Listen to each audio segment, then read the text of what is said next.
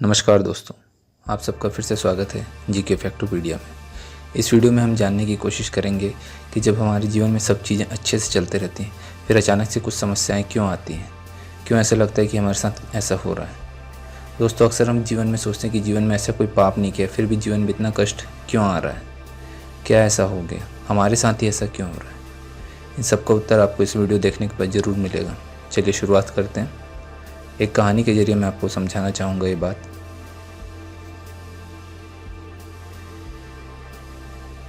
एक राजा अपने महल में लंगर की व्यवस्था रखा हुआ था। अपने महल के अंदर आंगन में भोजन करा रहा था। राजा का जो रसोइया था वो खुले आंगन में भोजन पका रहा था।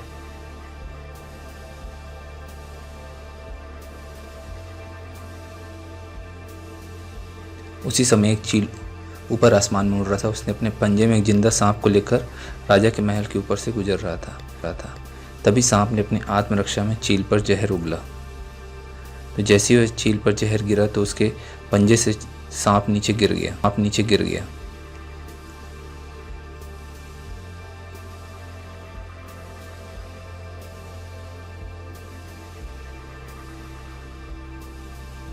और सांप नीचे गिरकर सीधा उस बर्तन में गया। किसी को इस बात का पता तक नहीं चला।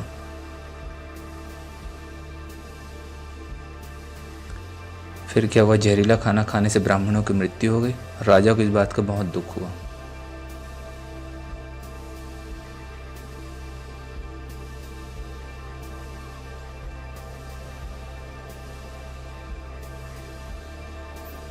ऐसे में हम यमराज जी के पास यह फैसला करना मुश्किल हो गया कि इस पाप कर्म का फल किसके खाते में जाएगा, किसे इसकी सज़ा मिलनी चाहिए। वह बहुत सोच विचार करने लगे।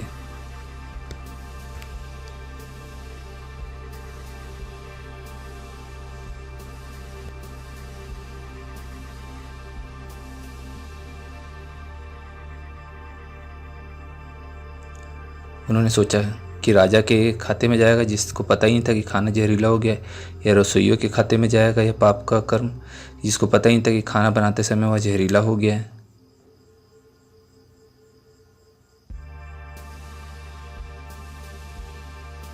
या उस चील के खाते में जाएगा जो जहरीला सांप लिए राजा के ऊपर से गुजरी, या फिर उस सांप के खाते में जाएगा जिसने अपनी आत्मरक्षा में जहर उगला चील के ऊपर।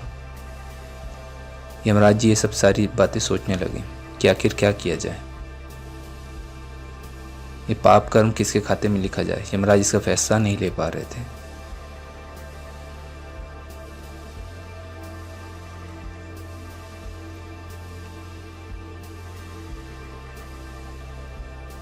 घटना के 10 दिन बाद कुछ ब्राह्मण राजा से मिलने आए और उन्होंने किसी महिला से महल का रास्ता पूछा।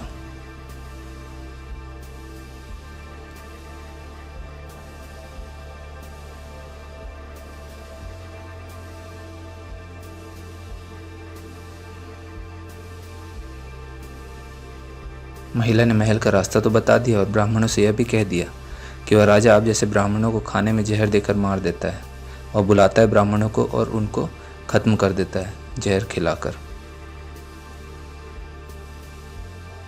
जैसे उस महिला ने ये शब्द कहे, उसी समय यमराज जी ने फैसला कर लिया कि उन मृत ब्राह्मणों की मृत्यु के पाप का फल इस महिला के खाते में जाएगा और उसे इस पाप का फल भुगतना होगा।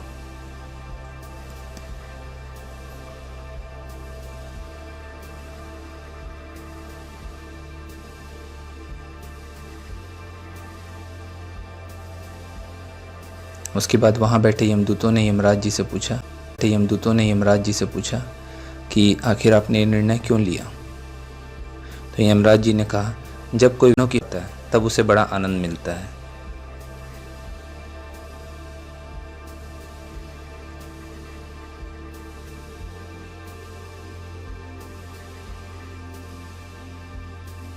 और उन ब्राह्मणों की हत्या से ना तो राजा को आनंद मिला, ना रसोइयों को, ना सांप को और ना ही उस चील को।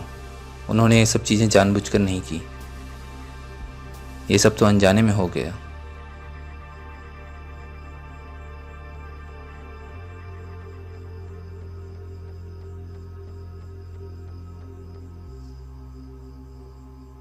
पर उस पाप कर्म की घटना को बुराई करने के भाव से बखान कर उस महिला को जरूर आनंद मिला।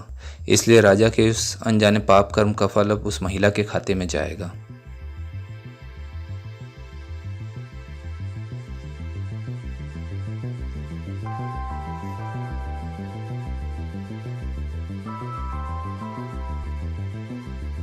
बस मित्रों, इसी घटना के तहत आज तक जब भी कोई व्यक्ति जब किसी दूसरे के पाप कर्म का बखान बुरे भाव से बुराई से करता है, तब उस व्यक्ति के पापों का हिस्सा उस बुराई करने वाले के खाते में डाल दिया जाता है। इसलिए हमें सोच समझकर बोलना चाहिए।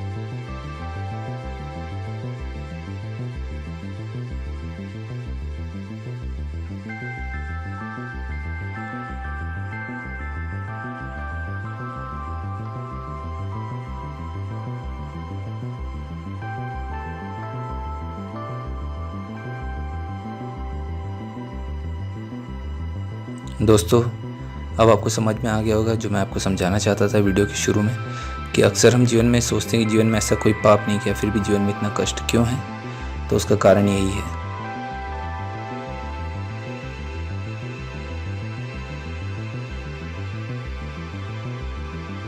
दोस्तों, उनके पाप कर्मों से आया होता है, जिनको यमराज बुराई करते ही हमारे खाते में ट्रांसफ़र कर देते हैं।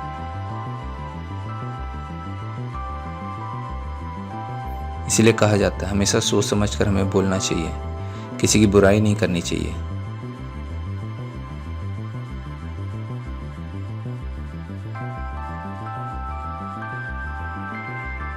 इसलिए दोस्तों, आज से ही संकल्प कर लो कि किसी के भी पाप कर्मों का बखान बुरे भाव से नहीं करना, यानी किसी की भी बुराई नहीं करनी है। दूसरों की तारीफ करें, वह सबसे ज़्यादा ज़रूरी है इस जीवन में।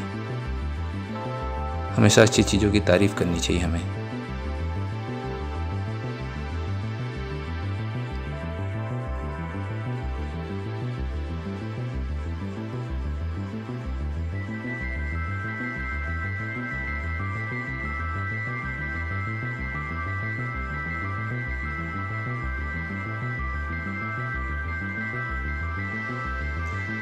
उम्मीद करता हूँ आपको वीडियो पसंद आया होगा। इस वीडियो को देखने के लिए बहुत बहुत धन्यवाद। गीता में साफ शब्दों में लिखा है, निराश मत होना, कमज़ोर तेरा वक्त है, तू नहीं। हमेशा अच्छा सोचें, अपने लिए भी और दूसरों के लिए भी।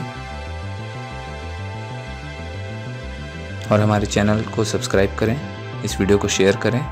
धन्यवाद एक बार फिर से इस वीडियो को देखने के लिए। Be positive. Thank you.